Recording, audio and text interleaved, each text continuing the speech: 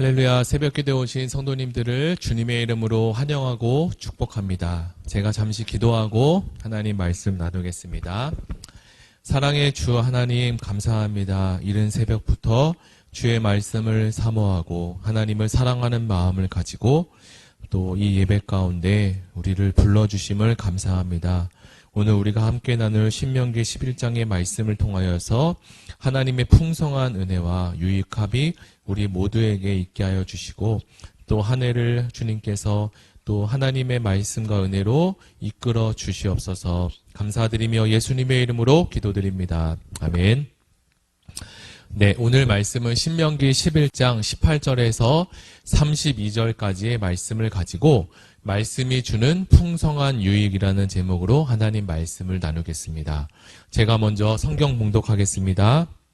이러므로 너희는 나의 이 말을 너희의 마음과 뜻에 두고 또 그것을 너희의 손목에 매어 기호를 삼고 너희 미간에 붙여 표를 삼으며 또 그것을 너희의 자녀에게 가르치며 집에 앉아 있을 때에든지 길을 갈 때에든지 누워 있을 때에든지 일어날 때에든지 이 말씀을 강론하고 또 내 집 문설주와 바깥문에 기록하라. 그리하면 여호와께서 너희 조상들에게 주리라고 맹세하신 땅에서 너희의 날과 너희의 자녀의 날이 많아서 하늘이 땅을 덮는 날과 같으리라.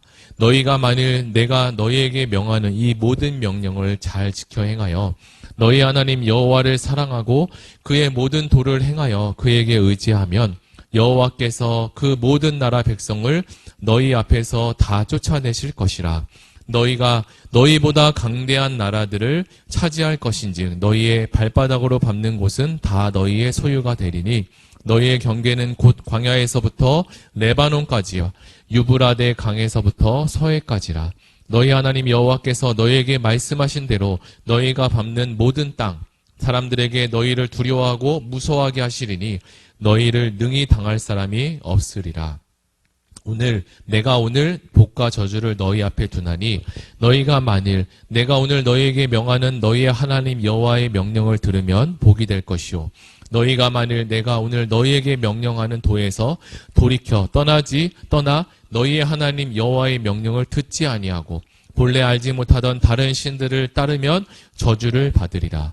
내 하나님 여호와께서 내가 가서 차지할 땅으로 너를 인도하여 들이실 때에 너는 그립신 산에서 축복을 선포하고 에발산에서 저주를 선포하라.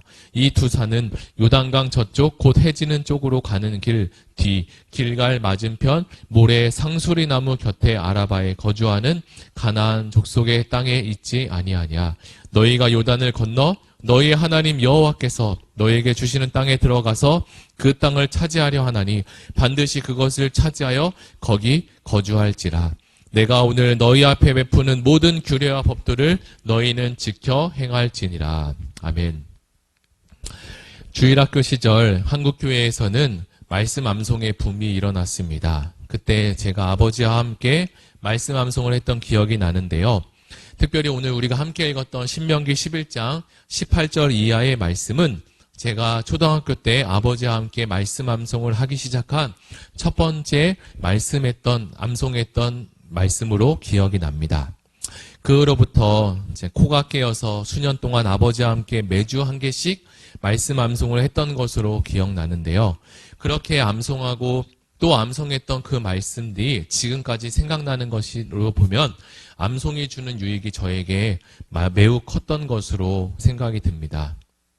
유대인들은 이 성경, 구약 성경인 모세오경을 달달 외울 정도로 듣고 읽고 또 외우게 합니다. 그들이 세계에서 사회, 경제, 문화에서 이 세계를 이끌어가는 지도자로 이끌어가는 리더로 우뚝 세워지는 비결은 그들이 말하길 단연 하나님의 말씀이라고 주장합니다. 이스라엘이라는 나라는 우리나라의 강원도 정도의 크기밖에 안 되는 아주 작은 땅을 가지고 있고 인구수도 1천만 명 정도밖에 안 되는 아주 작은 민족입니다. 하나님은 이렇게 작은 땅과 그리고 민족 수를 가진 나라를 선택하셔서 민족의 지도자로 세워주시고 세계 역사를 이끌어 가시는 주 하나님이십니다.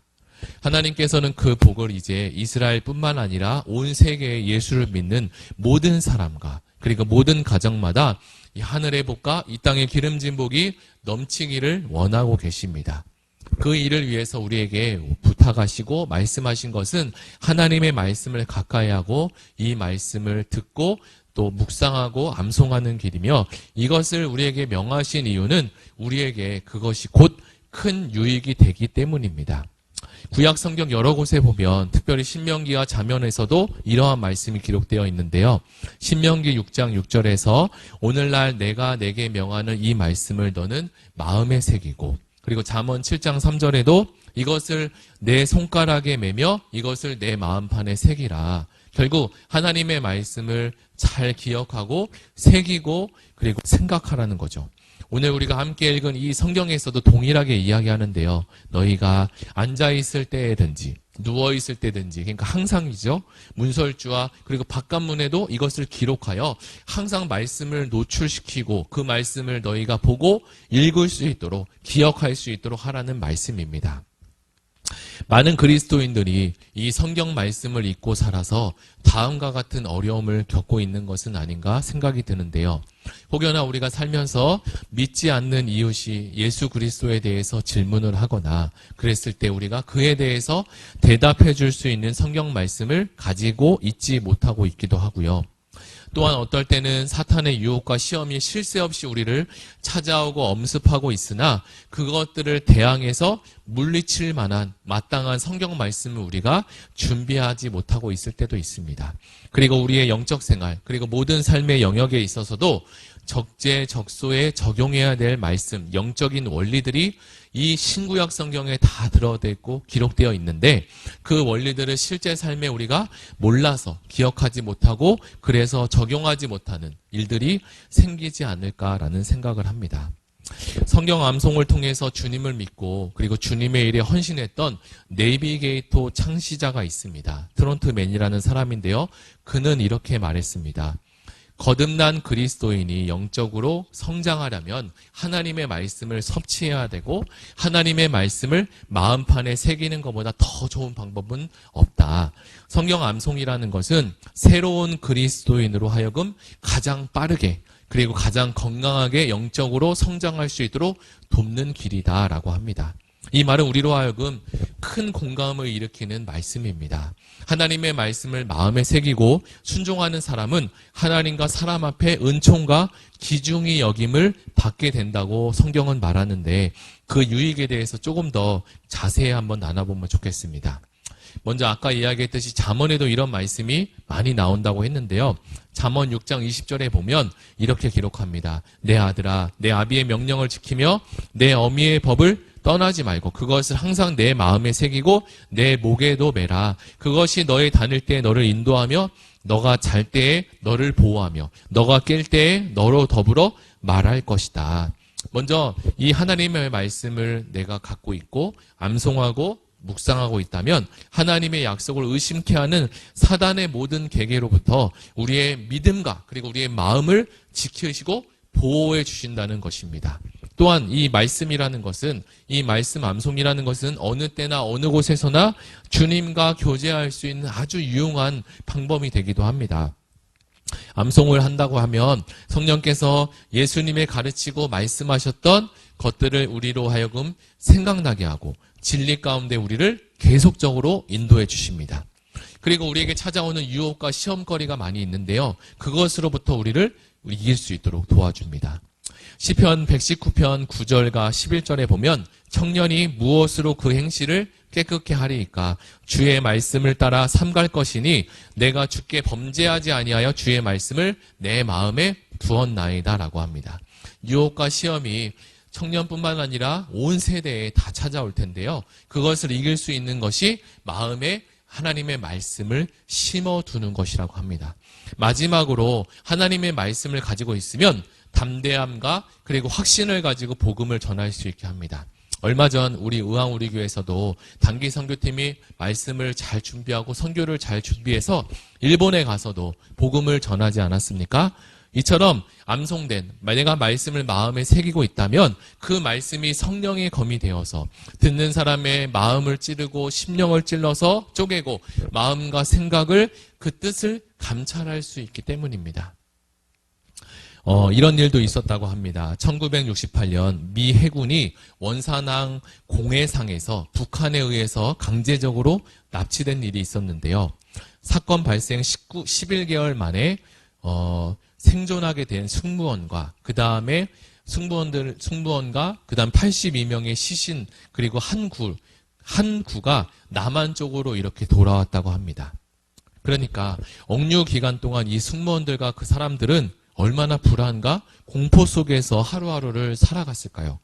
개인 소지품도 하나도 남김없이 다 빼앗기고 가지고 있던 어떤 사람들의 성경책도 다 잃어버렸습니다. 하지만 그들 중에서 성경 암송을 하고 있었던 사람들이 있었는데요. 그분들이 성경 구절을 자기가 생각하고 기억하는 그 말씀을 이렇게 휴지에다 화장지에다 적어서 그것을 여러 사람들에게 돌려가지고 은혜도 나누고 말씀을 통해서 새 힘을 얻고 그 오랜 시간 동안 그것을 버텨낼 수 있었다고 합니다.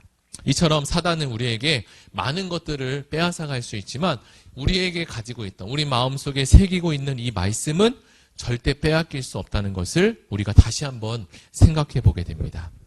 오늘 신명기 11장을 우리가 함께 읽었는데요. 이 말씀처럼 성경을 꾸준히 읽고 묵상하는 사람은 홍수와 기근의 때 그리고 어려움이 찾아오고 고난이 있을 때 하나님께서 이것을 충분히 내가 갖고 있는 생수를 충분히 준비할 수 있는 사람처럼 만들어 주신다는 거죠. 바다에 가면 밀물과 썰물이 이렇게 반복돼서 찾아오는 우리의 인생처럼 우리 기억 속에 말씀을 많이 저장해두고 또 기억해 둔다면 그것이 어려운 난간 가운데 영적인 무기가 같은 그래서 승리할 수 있는 길로 이끌어주게 됩니다. 하지만 이 말씀을 기억하고 암송하고는 것은 계속적으로 하는 것이 쉬운 일은 아닙니다. 성경 암송을 중도에 포기하기도 하고 지속적으로 하기 위해서는 이것이 하나의 거룩한 또 습관이 되어야 합니다.